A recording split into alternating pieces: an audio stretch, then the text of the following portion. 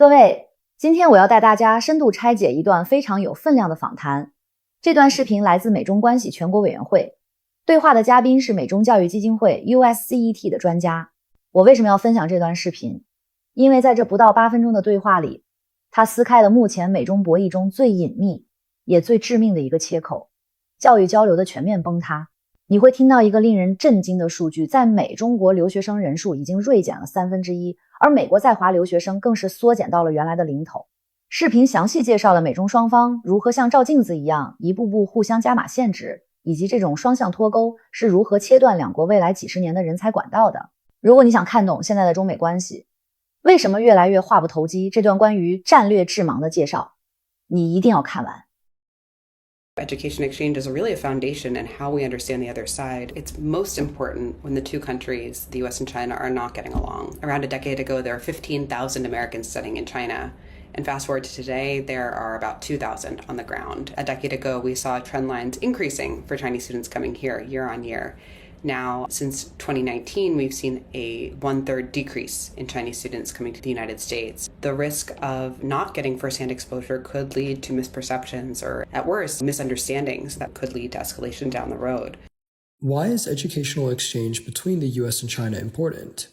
The educational exchange issue is so important because it really is the primary way that we can better get to know each other, even when we don't agree.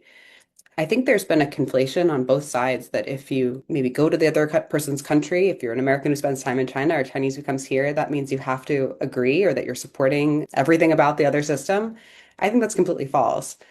The way in which you go to a place, hopefully open-minded with maybe some of your own preconceived notions, but willingness to hear and engage with other people, that's an important part of being a global citizen, of being an informed scholar or researcher or student, and a really crucial way that we can learn more about other people who share the globe with us. And I think that education exchange has been this really important vehicle for getting Americans and Chinese into contact, meeting each other, building common ground, and finding ways to engage, even when we don't agree politically, especially at this moment when there has been a real kind of decrease in connectivity. Just there's fewer ways that both sides, students, scholars, and academics and specialists in both countries get a chance to meet each other, fewer flights, fewer programs that brings the two sides together, fewer opportunities for study abroad or for travel.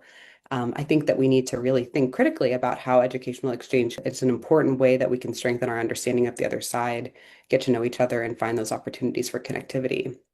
What current challenges and opportunities are people who are pursuing US-China educational exchange facing?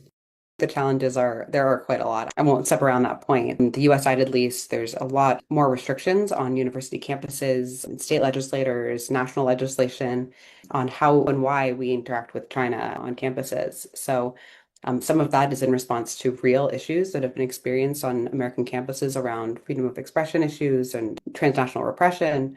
But a lot of that also gets in the way of non-sensitive, non-complicated research, like study abroad programs, for example, language programs, for example.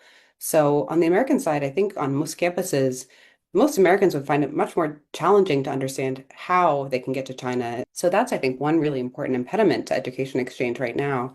But on the other side, it is a more restrictive academic environment in China. China has changed in some ways how they administer university programs, how they handle foreign exchange with Americans, and there's more restriction bureaucracy on that side as well. So both sides are kind of mirroring each other in how they are restricting and putting more hurdles in the way of education exchange. I think that often leaves students in the crosshairs because it's very difficult to navigate some of those policies. But that said, the opportunities are still there for those who on the US side who want to take the chance and go to China. I think you'll find a very interesting and creative place where there's a lot going on, from technological developments to climate change policy, global issues. A lot is happening there on the ground that students and scholars get a chance to witness firsthand.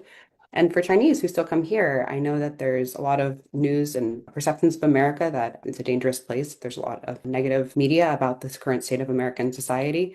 Many Chinese students who come here find welcoming Americans who want to show them the diversity and richness and nuances of this country too. So I think the challenge also poses an opportunity to both sides to take that leap. If you are curious about studying abroad or to spend time in the other country, to try to go ahead and do so and find those opportunities to find people who share the same values as you.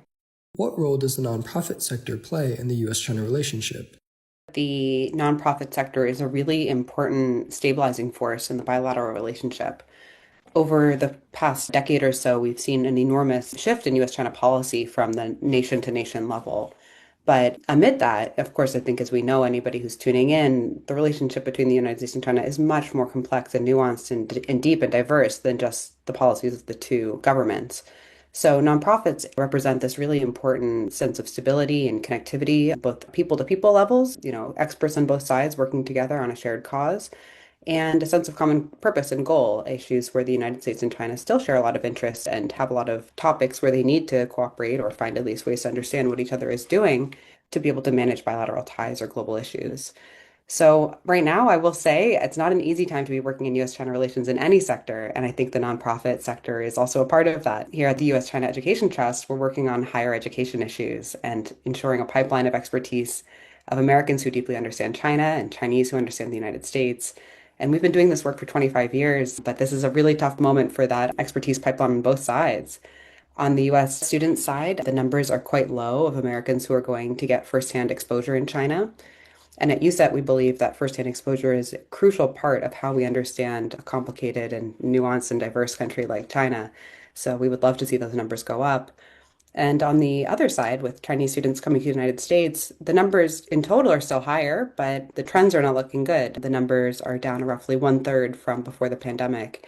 And we see a continual decrease trend line number of Chinese students who are choosing the United States as their preferred place to study.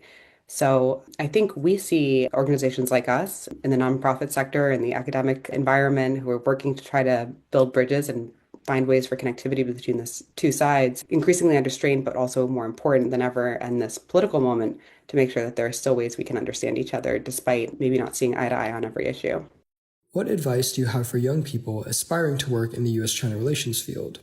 I'm so happy when I meet young people who are really excited about a career in this field. There's so many ways to get involved in US-China relations.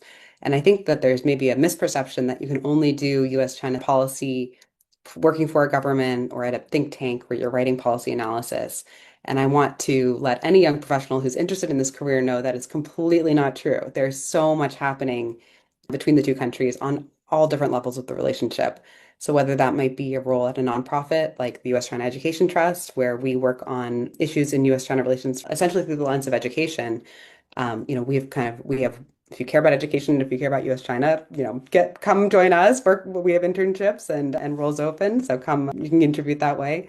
Organizations like the National Committee, where you can work on the range of issues in bilateral affairs in a nonprofit setting. And businesses, of course, are a huge way in which the two countries continue to interact. Essentially, any sector you can think of, there's ways to think about an international impact, a US-China impact. And if you're interested in a job in the field, I think my biggest advice is to just be creative and open-minded about what that might look like.